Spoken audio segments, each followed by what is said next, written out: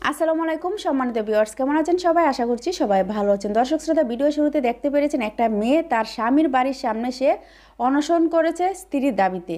দর্শক শ্রোতা, সেই মেয়েটা সে তার স্বামীর বাড়িতে কেন স্ত্রীর দাবিতে অনশন করবে? দর্শক শ্রোতা, আসলে এটা ভাবতে গেলে একটু অন্যরকম লাগে।